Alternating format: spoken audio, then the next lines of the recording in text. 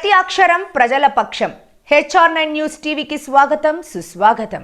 శ్రీ సత్యసాయి జిల్లా పెనుగొండ నియోజకవర్గం గోరంట్ల మండలం గుంతపల్లి వద్ద గల నిషా గార్మెంట్స్ లో పనిచేసే కార్మికులు రోడ్డుపైన ధర్నాకు దిగారు. వేతనాలు సరిగా ఇవ్వక మొదట ఉచిత బస్సు సౌకర్యం కల్పిస్తామని చెప్పి ఇప్పుడు అది కూడా లేకుండా చేస్తున్నారు అని రోడ్డుపై బైఠాయించారు. ఎంత చెప్పినా వినకుండా దాదాపుగా 1600 మంది వాహనాలకు అడ్డంగా రోడ్డు మీదకు రావడంతో వెంటనే సమాచారం అందుకున్న గోరంట్ల సిఐ శేఖర్, ఎస్ఐ బాబు తన సిబ్బందితో కలిసి అక్కడికి చేరుకొని కార్మికులను యొక్క సమస్యలను అడిగి తెలుసుకుని యాజమాన్యంతో అక్కడికి పిలిపించి సమస్య పరిష్కార దిశగా వారందరితో చర్చించడమైంది. ఇక్కడ యాజమాన్యం కూడా కార్మికుల సమస్యలపైన సానుకూలంగా స్పందించడం జరిగింది.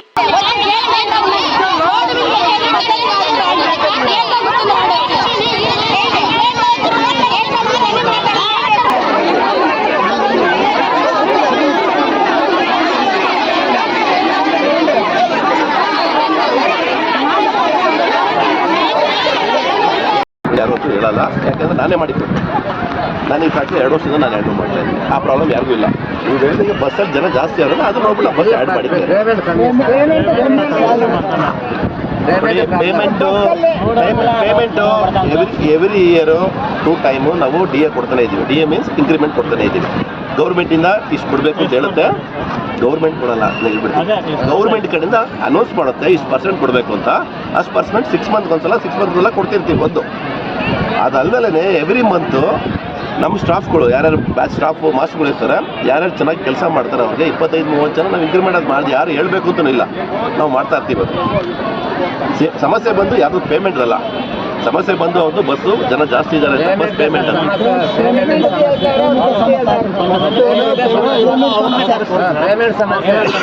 ಇವಾಗ ನಾನು ನೋಡಿ ನಿಮಗೆ ಆಸ್ ಎ ಫ್ರೆಂಡಾಗಿ ಹೇಳ್ತೀನಿ, ನಿಮಗೆ ಆಸ್ ಎ ಬ್ರದರಾಗಿ ಹೇಳ್ತೀನಿ. ಇವಾಗ ರೋಡಲ್ಲಿ ಕೂತ್ಕೊಂಡು ಮಾತಾಡ್ತಾ ಇರೋದು ನನ್ನ ಪ್ರಕಾರ ಸರಿಯಲ್ಲ. ವಿಷಯ ಗೊತ್ತಾಯ್ತು, ಒಂದು ಸೆಕೆಂಡು ಕನ್ನಡ ಅರ್ಥ ಆಗುತ್ತಲ್ಲ ನಮಗೆ. ವಿಷಯ ಗೊತ್ತಾಗ್ತಿದ್ದಂಗೆ ನಾನು ಬೆಂಗಳೂರಿಂದ 9:15ಗೆ ನಾನು ಹೊಟ್ಟೆ 9 ಗಂಟೆ ಇಲ್ಲೆಲ್ಲ ಸ್ಟಾರ್ಟ್ ಆಯಿತು. 9:15 ನಾನು ಸ್ಟಾರ್ಟ್ ಆದ, 11 ಗಂಟೆಗೆ ಇಲ್ಲಿ ಬಂದೆ. 2.5 ಅವರ್ ಬೇಕೇ ಬೇಕು.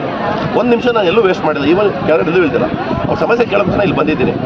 ಇಲ್ಲಿದ್ದರೆ ನಾನು ಮಾತಾಡ್ಬೋದು. ಅಲ್ಲೋದ್ರೆ ನಾನು ಏನು ಮಾತಾಡಲಿ? ಇವರು ಸ್ವಲ್ಪ ಜನ, ಅವರೊಂದು ಸ್ವಲ್ಪ ಜನ, ಅವರೊಂದು ಸ್ವಲ್ಪ ಹೆಂಗೆ ಮಾತಾಡೋಕ್ಕಾಗ್ತೀನಿ? ನೀವು ಆ್ಯಸ್ ಎ ಬ್ರದರ್ ನಿಮ್ಗೆ ಹೇಳ್ತೀನಿ ಕೇಳಿ. ಓಕೆ, ಒಂದು ಸೆಕೆಂಡ್ ಹೇಳ್ಬಿಡ್ತೀನಿ. ಪ್ರಾಬ್ಲಮ್ ಕ್ಲಿಯರ್ ಮಾಡಿ ಕೊಡುವ. ಓಕೆ, ನೀವು CAT ಇದ್ದೀರಾ, ನೀವು ಮೆಂಬರ್ಗಳಿದ್ದೀರಾ, ನೀವು ಸಮಥಿಂಗ್ ಏನೋ ಇದ್ದೀರಾ, ನಿಮಗೂ ರೆಸ್ಪೆಕ್ಟ್ ಕೊಡ್ತೀನಿ ನಾನು.